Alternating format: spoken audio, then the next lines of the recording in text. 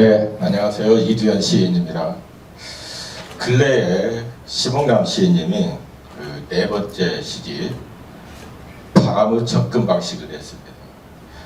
펴는 날이 지난달 15일이니까 이제 겨우 한 달 남짓 지났습니다.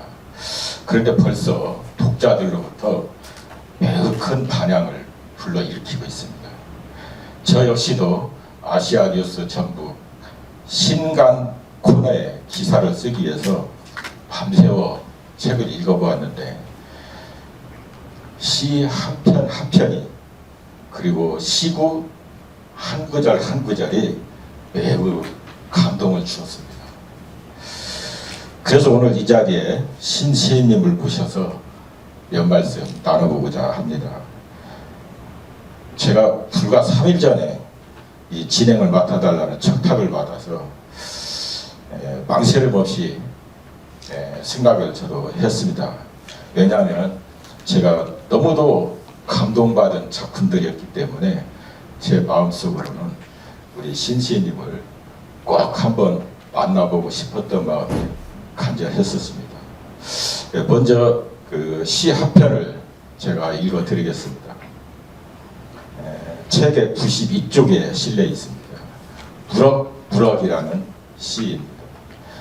무럭무럭 심홍남 끌어안고 싶은 봄산의 어린 연두빛이 있어서 이별이 한결 가벼워진다. 그 떠난 자리 마지막 서리꽃 피었지만 산벚꽃 몇 아름 항아리에 모신다면 서러움이 녹아내릴 것도 같아. 이 깊은 이별을 벗어나려면 더 멀리 이별해야겠어. 이 가득 찬 그리움을 비워내려면 더 많이 그리워해야겠어. 누적된 메시지를 지우지 않고 전화번호를 그대로 놓고 두고 간 신발을 붙일 수 있겠어. 이제 그럼 이 신시인에 대한 인간 탐구하고 또 시집에 대한 이야기로 크게 나눠서 편안한 마음으로 이렇게 진행을 해보고자 합니다. 신시인님 안녕하세요. 네. 신시인님은 그 책머리에서 제가 읽어보니까 완주 경각산 기슭 들꽃마을 마당 넓은 집으로 이사와서 수백 종의 꽃과 나무를 심었더니 나비와 벌과 애벌레까지 시끌벅적하다. 이들을 섬기기 위해 태어난 사람처럼 산다. 사람처럼이 아닌 것 같아요. 제가 볼 때는 아주 섬기고 사는 것 같습니다. 제가 한번 몇 번 가봤는데요. 기척 없이 아침이 오고 또 계절이 가는 동안 평화롭고 한가롭게 나날을 촘촘히 엮어 야들야들 살고 있다. 무가나무와 안개나무 사이 쳐놓은 거미줄에 깎인 실을 여기 옮겨 적었다라고 말을 했습니다. 덧붙여서요. 그 옆에 구이 저수지도 있잖아요. 거기다가 낚싯대 비워놓고 하나씩 시어를 하나하나 낚아봤으면 더 좋겠다는 생각이 제가 듭니다. 그래서 그 먼저 시인님의 보금자리 이야기부터 꺼내보겠습니다. 시인님은 현재 그 경각산 자락 들꽃마을에 그림 같은 집을 짓고 사랑하는 인과 함께 오손도손 살고 계시는 것으로 알고 있습니다. 어떻습니까? 이 도시의 삶은 굉장히 문화적으로도 편하고 교통도 좋고 아팠을 때 병원도 빨리 갈 수 있고 그랬을 텐데 접근성이 이렇게 좋은 데를 놔두고 굳이 시골로 이사를 간 이유가 있습니까? 좀 들려주시죠. 제가 어려서부터 한 19살 때까지 그 시골 산마을 아래에 산자락에 외딴집에서 살았어요. 그래서 모든 자연의 그 숨결이나 이런 혜택을 누리고 살았다고 할까요? 그래서 지독하게 그런 향수가 있었고 40대가 넘어가니까 너무 못 견디겠는 거예요. 더군다나 이제 도시의 어떤 소음 같은 거, 공해, 복잡한 것들을 굉장히 제가 못 견뎌 했어요. 그래서 다시 내가 옛날에 고향 같은 집을 얻어서 나가서 한번 살아보겠다는 일념을 갖고 도전을 해서 10년이 넘은 후에 드디어 그 마을로 이사를 가게 됐습니다. 그래. 그럼 그 주어진 시간이 많지 않습니다. 그래서 바로 작품 이야기를 좀 해볼까 합니다. 이 시인님에게 있어서 좀 제가 좀 깊고 큰 질문이 되고 또 무거운 질문이 될지 모르겠어요. 심시인님에 있어서 시란 무엇인가요? 무엇이 이렇게 시를 쓰게 만듭니까? 좀 들려주시겠어요? 네. 사실은 그 시의 어떤 원동력은 저의 깊은 한에서 온 것 같습니다. 그 어렸을 때의 가난함, 그리고 아버지도 일찍 여의고 거의 집에 혼자 있었던 그 외로움, 그리고 짧은 학력, 가난하여서 중학교밖에 다닐 수 없었던 그런 이력, 이런 것들이 뭉치니까 그게 한이 되었고, 그 한으로 인해서 이제 굉장히 힘든 시기를 보내게 되는데 30대에 우울증 같은 게 왔어요. 그래서 문을 걸어 잠그고 하루 종일 울기도 하고 굶기도 하고, 또 무작정 버스를 타고 동산동 끝까지 가서 진종일 그 빈 들판을 바라보거나 황금들판을 또 바라보다 집으로 돌아오고, 또 운암까지 가서 운암강에서 죽어버릴까를 몇 번을 또 고민을 하다가 그래도 살고 싶어서 돌아왔고, 그런 그 우울증을 겪었는데요. 그러다가 내가 왜 이럴까 생각했는데 시가 쓰고 싶은 거였고, 시를 만나게 돼서 시를 쓰게 되면서 모든 삶이 하나하나 해결해 나가게 됐던 거예요, 삶을. 그래서 시를 쓰게 되는 원동력은 한이고, 그리고 시는 나에게 있어서 내 삶을 구원해준 또 하나 진정한 벗 내지는 동반자 내지는 어떤 신적인 존재라고 말할 수 있을 것 같습니다. 네, 잘 들었습니다. 그런데 그 또 하나는 창작 과정이 좀 궁금하기도 해요. 그 심시님은 시를 쓰실 때 어떤 주제를 정해놓고 이렇게 쓰는 것인지, 아니면은 그냥 관조하다가 마음속에서 어떤 이건 시가 이렇게 나오면은 그걸 옮겨 적는 것인지, 어떻게 창작하세요?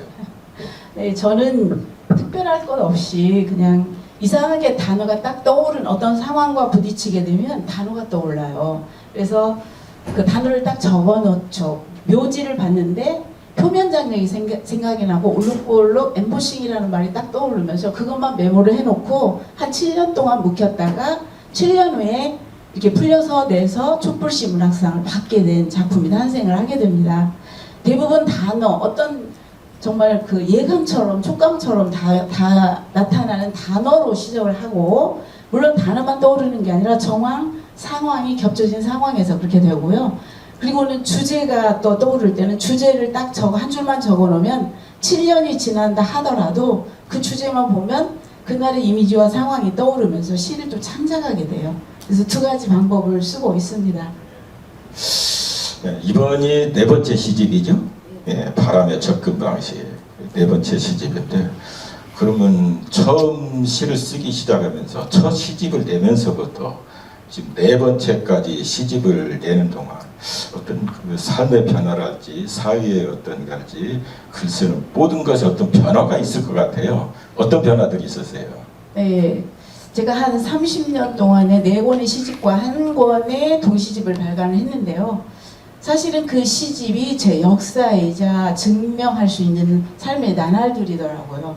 그 죽으려고 하다가 살아나서 1시집을 발간을 했는데, 1시집은 바로 1년 만에 100여 편이 넘게 써져서 그냥 냈어요. 바로 1999년에 냈는데, 그 시집 제목이 세상 너에게입니다.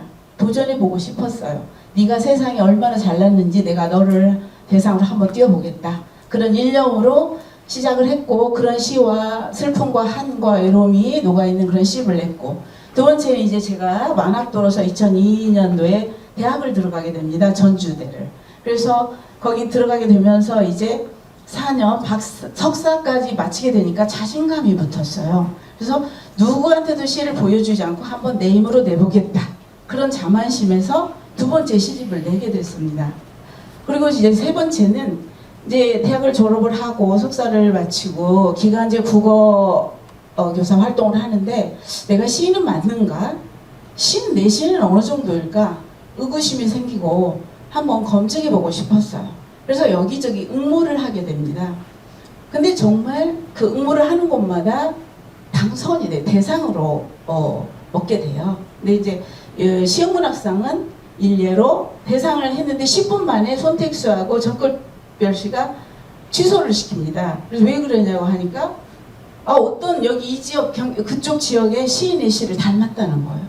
이름을 불러주는데 저는 알지도 못하고 아무것도 모르겠어요. 그래서 그 소식을 듣고 핸드폰을 켜서 막 찾아보는데 손이 덜덜덜 떨리면서 그 작품을 찾아보는데 시어가 몇 개 같고 발상이 똑같이 해변 바닷가더라고요.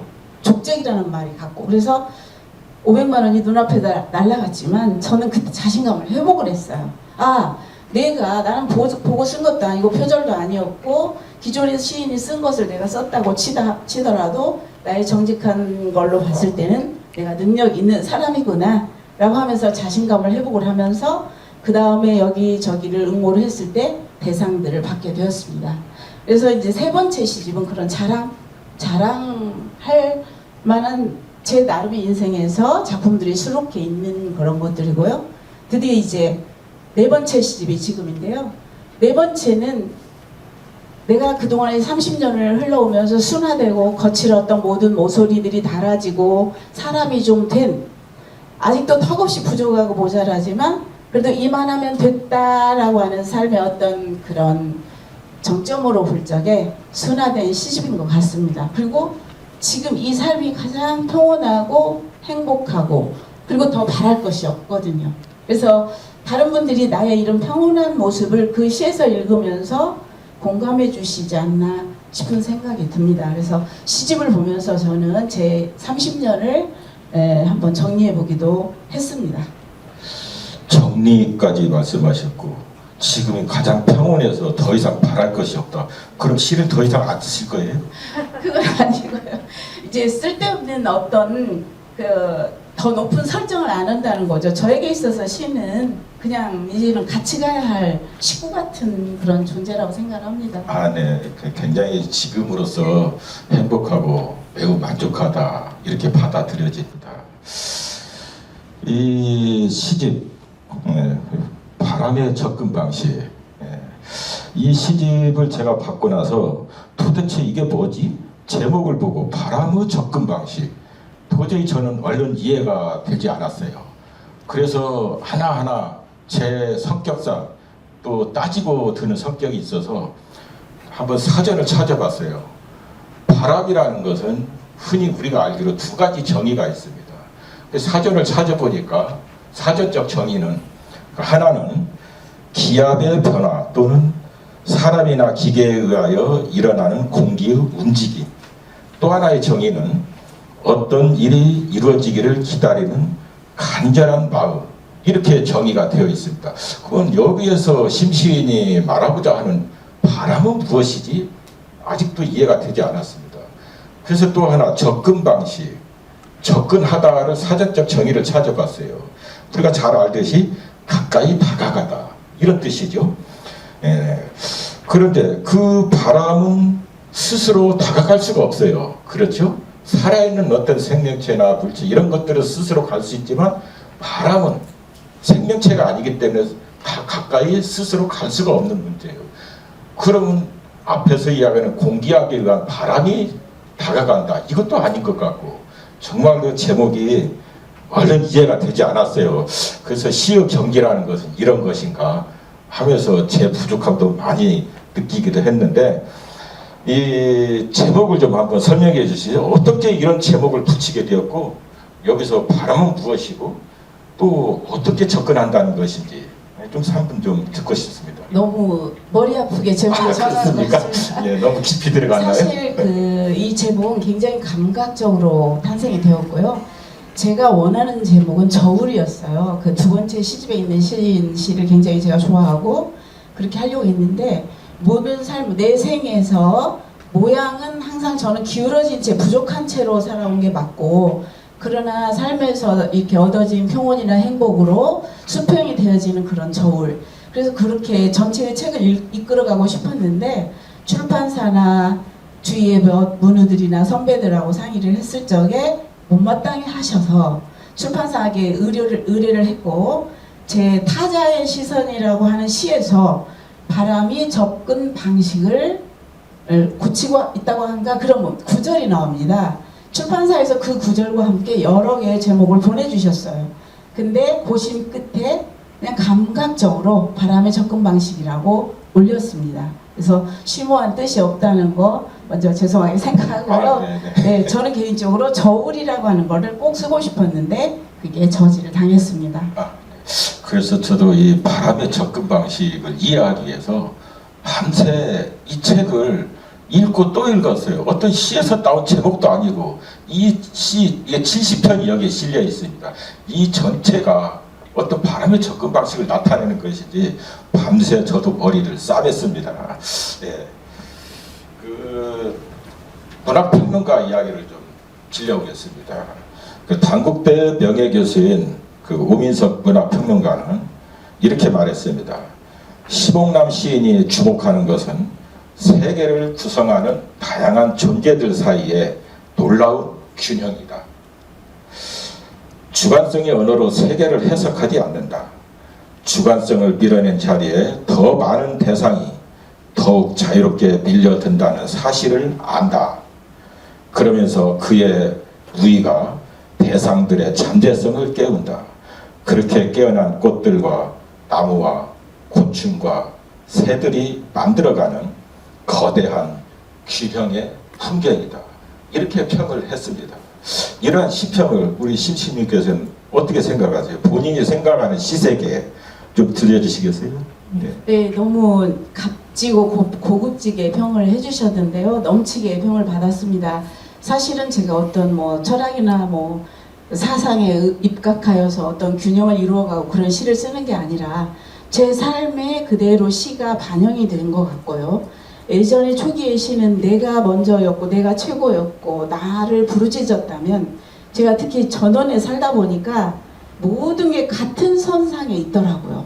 개미 한 마리도 생명을 가지고 태어나서 살고 있고 벌레 한 마리도 그렇고 저 역시도 사람이긴 하지만 마무리 영장이라고는 하지만 하나의 생명체로서 똑같은 선상에서 살고 있다는 것을 깨달은 거예요. 그래서 이 전원으로 이사 가서는 그들을 저는 섬긴다고 표현을 합니다. 모든 꽃과 벌레와 이런 것마저도 우리 집 식구처럼 섬기고 먹게 하고, 정 많이 해체를 하는 것은 해치우는 것을 이렇게 잡아서 저쪽 풀밭에 넘겨주고, 이런 삶을 살다 보니까 내가 그렇게 살고 있기 때문에 시가 그렇게 보여진 것이 아닌가, 그리고 그렇게 오민석 교수님이 멋지게 평을 해주신 건 아닌가, 이런 생각을 해보게 됐어요. 그리고 중요한 것은 모든 것이 하나의 선상에서 똑같이 출발하고 죽고 산다는 것, 그것을 인식하게 되었다는 것입니다. 네, 잘 들었습니다. 제가 시작하면서 그 읽어드린 시, 이 무럭무럭에 대해서 말씀 좀 나눠볼까 합니다. 이 시에서 심시인님은 현상의 너머를 보고 있는 것 같습니다.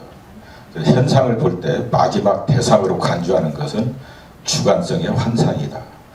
주관성은 대상의 의식의 일치를 진리라 착각한다. 그러나 진실은 항상 의식하지 못하는 영역, 즉 바깥의 세계, 의식의 바깥 세계에 있고 언어가 포착하지 못하는 곳, 다시 말하면 언어의 바깥에 있다. 그래서 시봉남 시인은 명백히 바깥의 사유의 소유자이다. 이 무럭무럭 마지막 연에 이런 이야기가 나옵니다.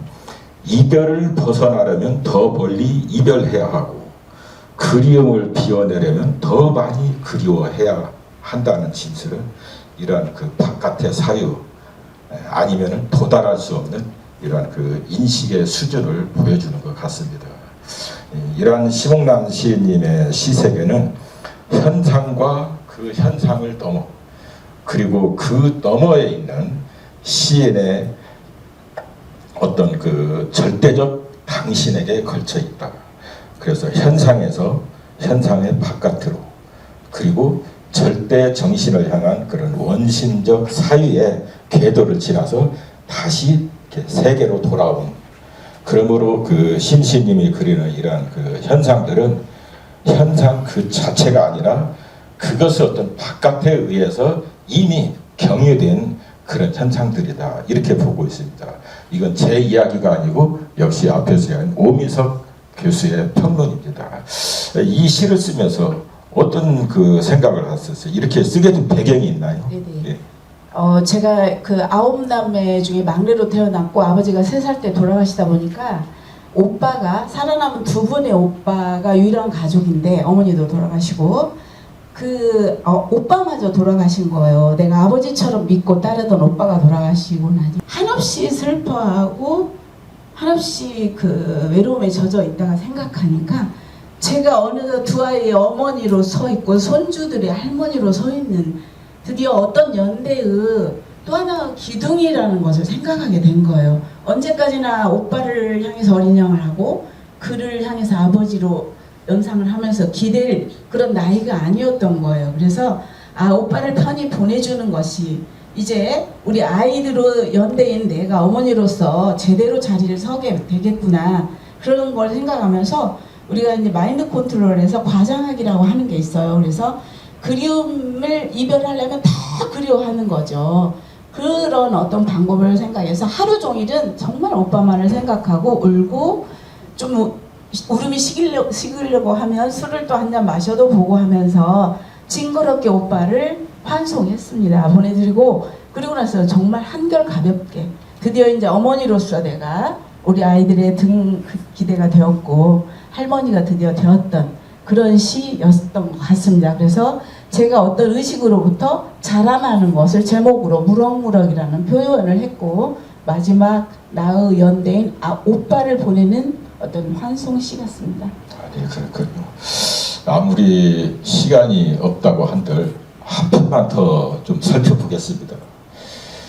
이 두꺼비와 후박꽃, 이 시에서 꽃 한 송이가 흔적도 없이 사라지는데도 후박잎이 끄떡도 안 하는 것은 그 덩굴손을 뻗어 쌀이대를 힘껏 감아 오르며 내일이면 또 다른 호박꽃을 피울 수 있기 때문이다.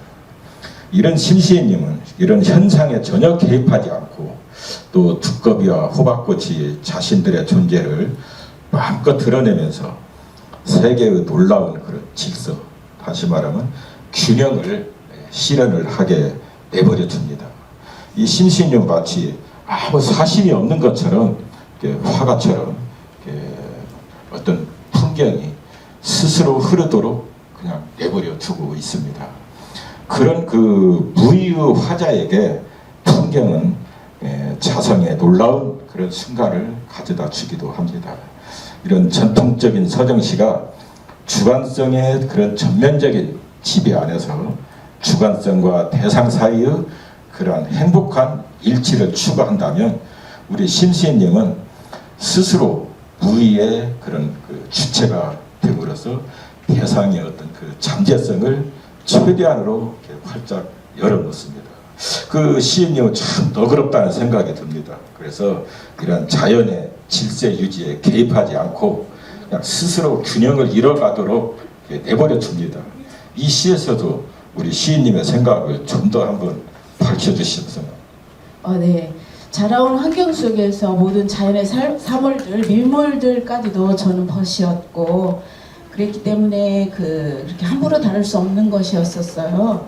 그런데 이제 동일선상에서 또 아까 살아가다 보니까 어떤 것들이 하물며 뱀이 집에 들어왔다가 이렇게 도망을 치다가 잠깐 서서 저를 바라보는데 그 모습도 귀엽고 아까 두꺼비라고 하는 좀 굉장히 흉측스럽게 생겼지만 걔가 호박꽃을 따먹는데 눈치를 살살 보는 거예요. 제가 지나가면 딱 멈춥니다. 그러다가 살짝 저쪽으로 숨으면 딱 따먹고 이걸 지켜보는 그게 너무 행복했고 다만 아까 거기에 언지된 대로 호박꽃을 또 필 것이므로 그리고 또 두꺼비든 뱀이든 내 집에 살고 있는 것들은 다 그냥 가족같이 소중한 생명체로 여기기 때문에 봐주는 것이고요. 너무 내가 먹을 걸 다 해칠 경우에는 아까 말한 대로 벌레 같은 거를 이렇게 절대 죽일 수는 없으니까 잡아서 저쪽 풀밭에다 옮겨내 버립니다. 그 정도로 추방을 하고 있습니다. 신시인님 집은 저도 몇 번 가봤지만은 그야말로 울타리 없는 동식물원입니다. 세상 만물이 거기에 다 모여들. 아마 시인님의 마음이 너무 고와서 그런 거 아닌가 싶습니다. 그 책 끝에를 보니까 작품을 떠나서 그 몇 해 전에 그 작고하신 중산 이은영 선생님이 계십니다. 그 중산 선생에 대한 그리움을 책 끝에다가 드러냈어요. 그래서 이 선생님은 들녘의 코스모스 물결 같다가도 시 앞에서는 물에 품은 먹구름이었습니다. 숫기 없는 소는 같다가도 시 앞에서는 포효하는 호랑이였습니다. 잘되라 꾸짖는 말씀에 제자리에 주저앉은 지 몇 년, 선생님 앞에 다시 나간 지 몇 년, 그렇게 시인이 되었습니다. 아름다운 시 받아 읽으소서, 이렇게 아마 스승님께 이 책을 봉헌하신 것 같습니다. 참 작고하신 중산 선생님을 아마 부모님 이상으로 그렇게 그리워하시는 것 같습니다. 그 이은영 선생님으로부터 어떤 가르침을 받았기에 그렇게 못 잊어 하고 계십니까? 네, 원래 선생님께서는 항상 좋은 시를 쓰는 것보다 좋은 사람이 먼저 되어라고 늘 말씀을 하셨어요. 그리고 좋은 사람이 되어들랑 시와 일치하는 삶을 살으라고, 그런 시를 쓰라고 말씀을 하셨죠. 정말 저한테는 아버지 같고 제가 여기까지 올 수 있게 손잡아 주시고 가르쳐 주셨는데요. 그동안에 배우고 직장 다니고 하면서 굉장히 선생님한테 다 하지를 못했어요. 어느 날 돌아보니까 선생님이 아프시고 집안에서 씹거를 하고 계셨어요. 그럼에도 불구하고 이제 습관처럼 또 선생님을 잘 못 뵙게 되는데 돌아가셨더라고요. 정말 많이 마음이 아프고 슬퍼서 내가 할 수 있는 거는, 내가 지금 이 사시집까지 그렇게 시를 지었는데 지금까지 진시를 선생님한테 헌납한다는 의미로 마지막에 글을 싣고, 그리고 선생님한테 헌정을 하는 그런 의미를 심어 보았습니다. 그런 사연이 있었군요. 참 마음에 고이 간직하시고 존경을 하시면서 더 좋은 작품으로 스승님 은혜에 보답을 해야 될 것 같습니다. 시간이 거의 딱 10분이 됐는데 2분 남았죠. 마지막으로 질문 하나 더 드리겠습니다. 우리 작가님의 인생과 좀 거창하죠. 삶의 철학이 있다면, 그래서 그냥 편하게 한번 말씀을 해주시죠. 저는 굉장히 소심하고 또 세심하고 나약하고 부족한 사람이에요. 그래서 어떤 사상이나 무슨 철학이 심오하게 있는 것도 아니고, 다만 제가 가치를 최고로 높게 두는 것은 인간성입니다. 사람으로 태어났으면 정말 사람다워야 되지 않겠는가. 그래서 사람다움이라는 거 뭐를 생각하느냐면 착하고 배려하고 나누고 돕고, 이거 이상이 있지 않을까라는 생각을 항상 하면서 직장 생활을 할 때건 길을 가는 사람을 볼 때도 저는 무조건 뭘 좀 도와드릴까요? 라는 말을 하게 되는데요. 이게 저의 어떠면 인생관일 수도 있고 삶의 철학일 것 같습니다. 심오한 말로 표현할 수 없어서 죄송합니다. 지금까지 심옥남 시인님의 그 바람의 접근 방식, 이 시집을 중심으로 이야기를 나눴습니다. 시간이 많다면 이 책에 대한, 더 작품에 대한 것을 많은 이야기를 나누고 싶습니다만은 짧게 마치도록 하겠습니다. 여러분은 어떻게 들으셨나요? 우리 짧은 시간이었지만 신시인님의 시세계를 조금이나마 알 수 있었던 것 같습니다. 이 신시인님이 매사를 긍정적으로 생각하는 그 삶의 철학을 잠깐이나마 볼 수가 있었습니다. 앞으로도 더 좋은 글을 쓰셔서 독자들에게 영감을 주고 또 정신을 일깨워 주시고 또 무엇보다도 더 건강하셔서 행복한 가정을 누리시기를 기원을 드리겠습니다. 여러분 끝까지 경청해 주셔서 감사합니다. 박수로 한번 응원해 주시고 인사 한번 드리시고. 할 말을 하려면 3일은 해야 될 것 같고 여기서 줄이는 게 산책일 것 같습니다. 반갑고 고맙습니다. 대단히 감사합니다.